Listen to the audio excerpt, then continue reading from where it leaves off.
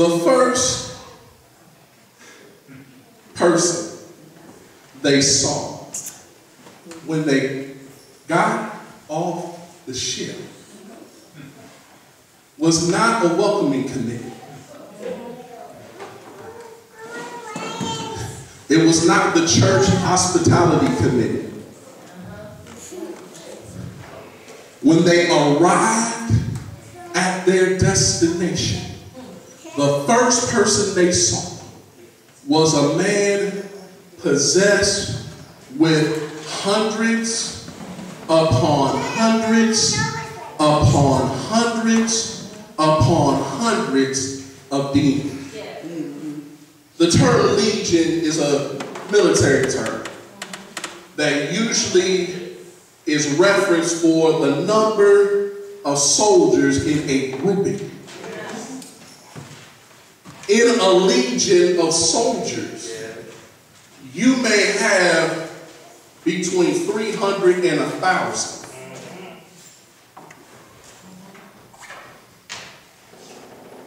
Imagine meeting a man with 1,000 demons. Now, some of y'all think that you meet people that are just demon-filled all the time. Some of y'all might be possessed right now. Just mean all the time.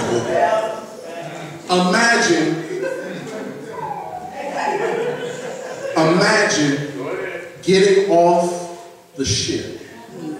And the first person you see, I want you to really see this. You know how people have like multiple personality issues? No, I'm being serious. They deal with multiple personalities.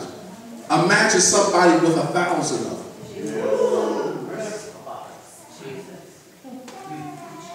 I'm not saying multiple personality disorder is a demonic thing. I'm trying to give you a picture. Imagine somebody with 1,000 personalities. And he only can identify himself as his condition.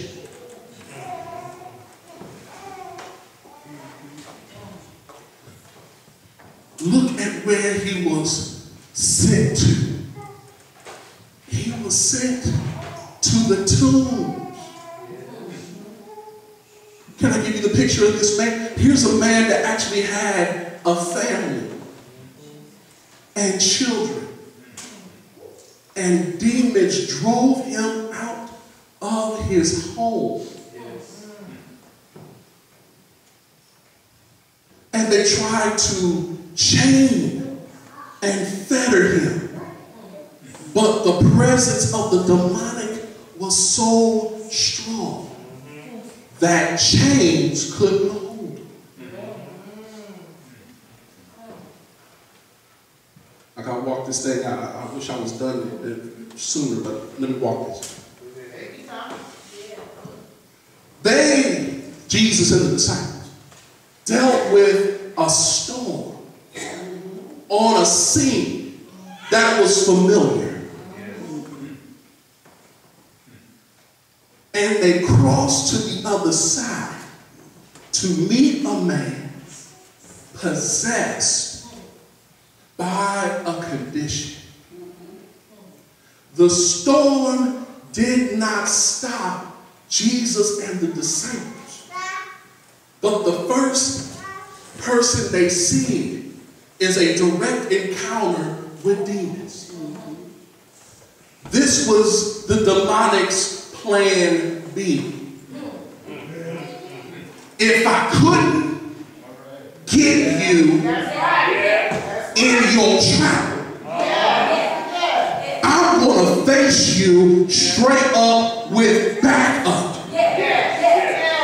Wait. Y'all didn't shout right. If I couldn't get you on your way here, I'm going to face you 1,000 to 1.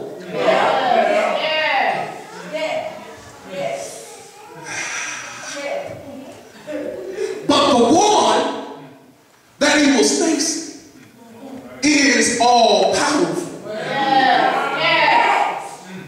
The one he's facing is almighty.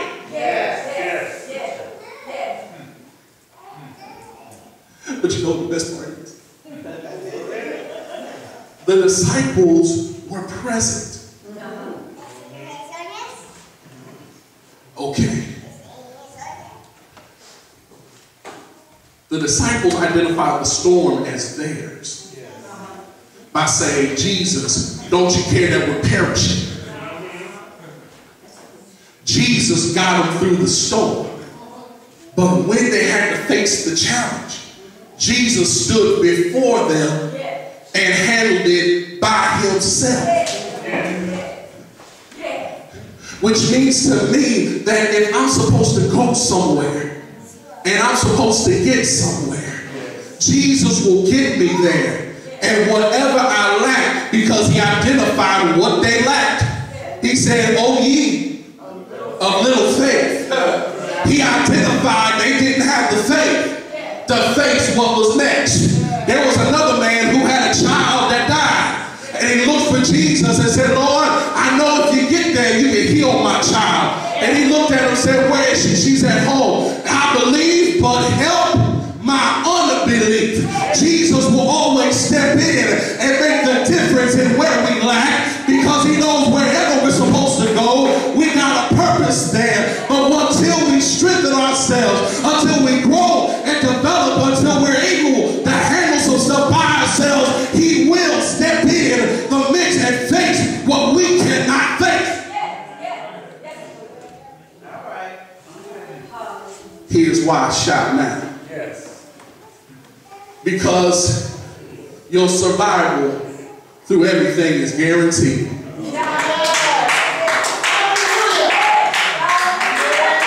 Can I tell you why your survival through your stuff is guaranteed? Because look, Jesus was on the boat. Yes, he was. He was asleep on the boat. It felt like he didn't care while on the boat. But Jesus knew one thing about himself. He wasn't going to die on the boat. You see, it wasn't time for him to die on the boat. And because it wasn't time for him to die on the boat, those connected to him should not have worried, because it was not time for them to die on the boat. Let me help you, because Jesus knew that it was not going to be this way, but he knew he was going to die on an old rugged cross. So for us, we got to begin to shout, because he died, we died. But early Sunday morning, because he rose, we got up. So anytime you're connected to the Master, don't worry about the storms you're in, because he's an overcomer. I'm an overcomer. Because he overcame the world, I am an overcomer. Because he overcame death and the grave, I am an overcomer. Is there anybody in here that believes now that they are an overcomer? That no matter what storms you go through, no matter the trials of life, no matter what tries to come into your ship, you're going to make it, because he survived. You are a survivor. You are still going to make it, because you are a survivor, because you're connected to the Master. You are a survivor. You are a winner. You are an overcomer. It should be shout time, because you're still an overcomer. I ain't convinced yet that there's enough overcomers in the house yet. Is there anybody that can say, I am an overcomer? I am a winner. I am a survivor. Not going to give in. Not going to give up. Not going to stop. Not going to wait till the battle is over. But I'm going to shout right now, because I'm victorious. I got victory because of who I serve. His name is Jesus, the begotten Son of God, the lily of the valley, the rose of Sharon, the bright and